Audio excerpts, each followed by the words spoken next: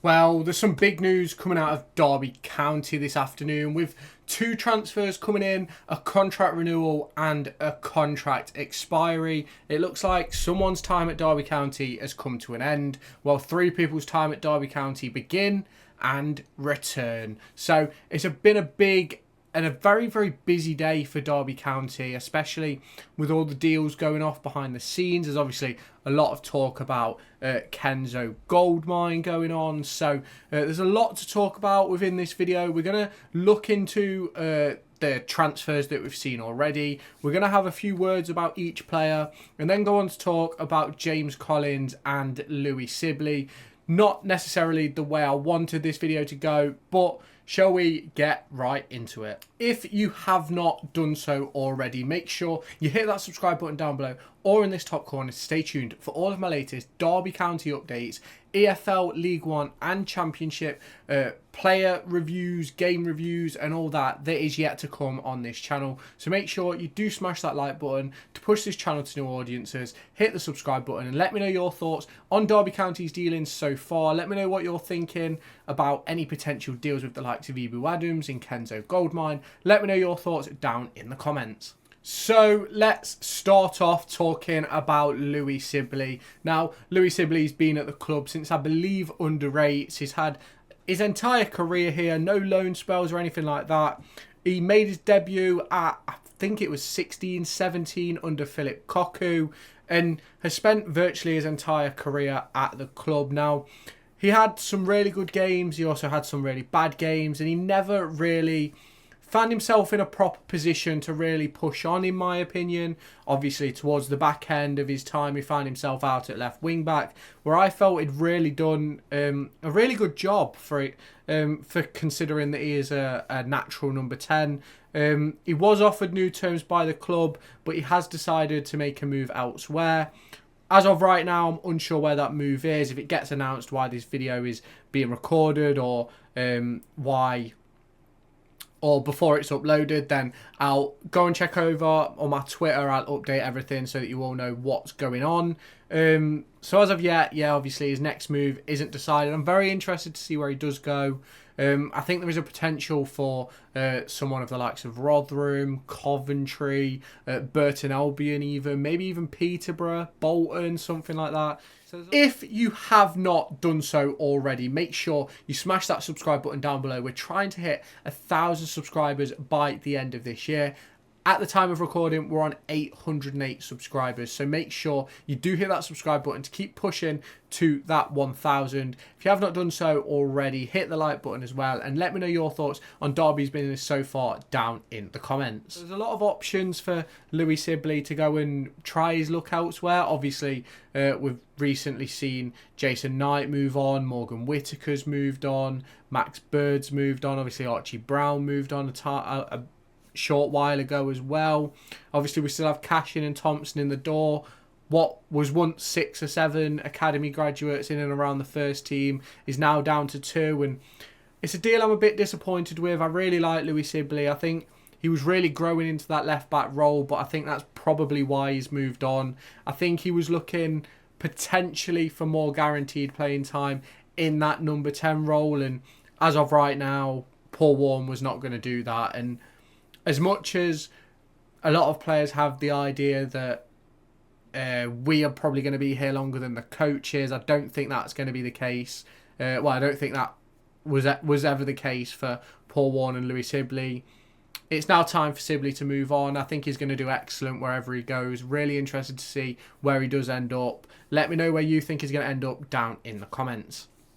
The next player on the list is James Collins, and he has signed a new contract for 1 more year. And I will be completely honest, I'm not entirely surprised by this decision. It's not necessarily a decision I would make, but it certainly makes sense. He's a player who sets standards on and off the pitch for the younger players, especially when you look at the likes of Dejan Brown. He's had a massive influence on him so far. You also look at other players who could potentially be coming up, the likes of Lennon Wilden, Niall McAndrew, Cruz Allen, Darren Robinson, those types of players. James Collins really does set the standards for them. I think he scored 14 goals in the league last season. I think it was 19 in all competitions. And he certainly isn't a world beater, but I'm not surprised by the deal. Sets the standards. I do think we'll probably bring in another number 9.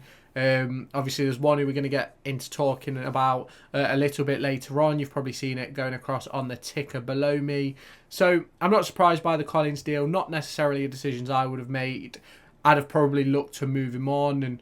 But obviously, we now have Collins and Washington to set the standards for the forwards and another player who has joined the club. So we go on to Ben Osborn now, who I think this is an absolutely magnificent deal for Derby County. 29 years old, coming off the back of, I think it was 24 starts in the Premier League. A 2-year deal, and I really do think he's going to do well.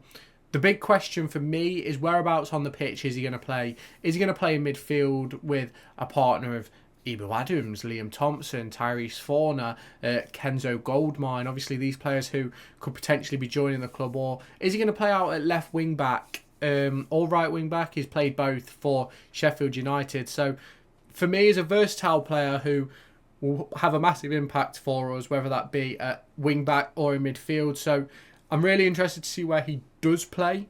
That's my biggest question about this deal. I'm very happy with the deal. I think it's a very smart move by Paul Warne.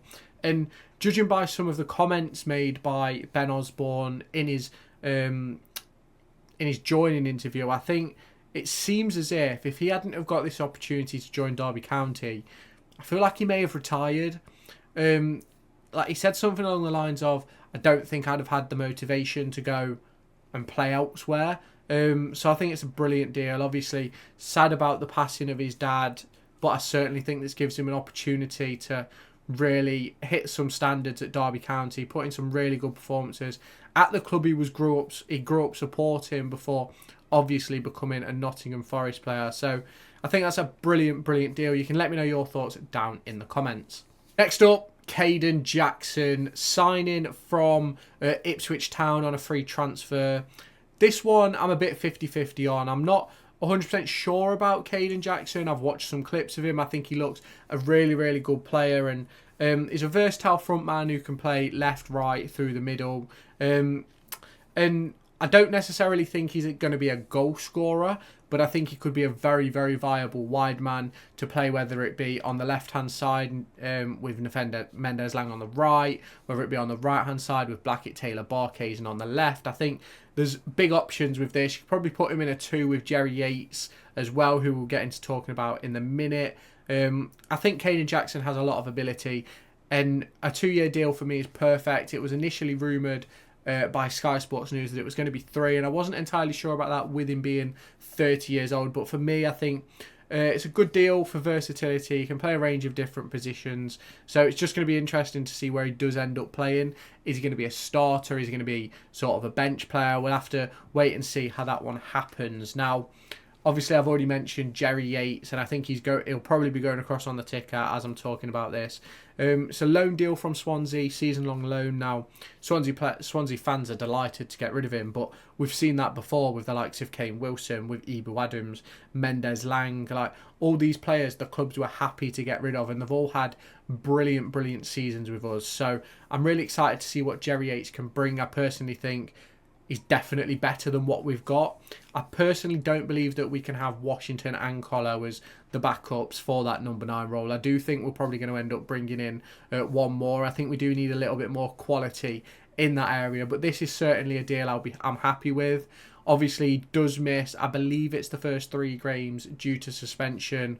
Dom Dietrich confirmed on Twitter earlier today as I'm recording this video that is the case, that he's going to miss a few games to start with. It's another reason why I think we definitely still need to bring in another striker. I do think we're probably going to have a few loans come in a little bit later on in the window, but Jerry Yates, excellent so far. I think we can have 5 loans in the squad, each matchday squad, so I think that's definitely going to be something we're going to tap into. Now, there's some big rumours about Kenzo Goudmijn. I say Goudmijn because I'm not butchering his surname. Now, I believe the club that he's currently at, one of the media representatives, I'm not sure if it's the manager or one of the coaches, has done an interview claiming that he is in the final stages of a transfer to another club. Now, There obviously is reports that there's interest from clubs in Holland as well. So it is going to be really interesting whether he does end up here. There's suggestions that he's potentially undergoing a medical Wednesday or Thursday this week at Derby County from the DCFC forum. However, nothing's officially confirmed, so I'm not taking anything seriously about that until it's confirmed by whether that be Dutch media or our local media. I do think this could be a really good signing. He's got a really good opportunity to come and make a name for himself in England and certainly be a key part of our midfield that at the minute is lacking in numbers. Obviously, as I've previously mentioned, Dutch media has done an interview with his current club and they suggest that he's close to a move elsewhere. So it's going to be really interesting to see what does happen with that. Obviously, there's a lot of talk about Ebou Adams again. That's I think it's just popped up again as a result of the David Clowes interview from Monday evening with Dom Dietrich on BBC Radio Derby. I spoke about all the talking points in a previous video, so if you have not checked that out already, make sure you do go and check that one out. But for me, with Ebou Adams, it's one of those where I don't think the club should overpay for him. I think there's probably potential to get better for similar costs. That's probably a little bit younger as well. So I hope the club doesn't get forced into overpaying because of sentiment. And I don't think they will, in complete honesty. Ebou Adams, a cracking player, seems like an even better person. But it's one of those where it has to be right for the club, and I think he probably ends up coming in. I'm just hoping it's in between £500,000 to £700,000. Anywhere above that, I'm not a big fan of paying that. Especially considering our previous circumstances. So it's going to be interesting to see how that goes. The most recent reports are suggesting that talks are ongoing between Derby and Cardiff, which I think everybody knows anyway, but just thought you might all want a little bit of an update on that. There is another European player who has been linked and said to be heading our way. And when I say linked, it's more of a behind the scenes sort of under the table discussion, and I believe he's Icelandic and apparently was shown around the training ground when he was on international duty with Iceland when they played. Was it Wembley they played or up in Newcastle? Now, that talk behind the scenes has died down. There's been no official link, so I'm not even going to butcher his name trying to tell you who it is. But if it does pop up again and we get an official link, I will be definitely pushing a video like I've done about Kenzo and probably 20 other players at this point, this transfer window. So I am going to try and keep you up to date with everything that happens. Let me know your thoughts on the business so far. Do you think we should sign Kenzo? Do you think we should sign Ebou Adams? What are your thoughts? Let me know your thoughts down in the comments. Smash the like button and I'll catch you in my next video. Make sure to go and find me on TikTok, pictured here, and Twitter, pictured here. These are the places where I'll keep you all up to date with all my upcoming videos and my thoughts and feelings around the Formula 1 and football weekend.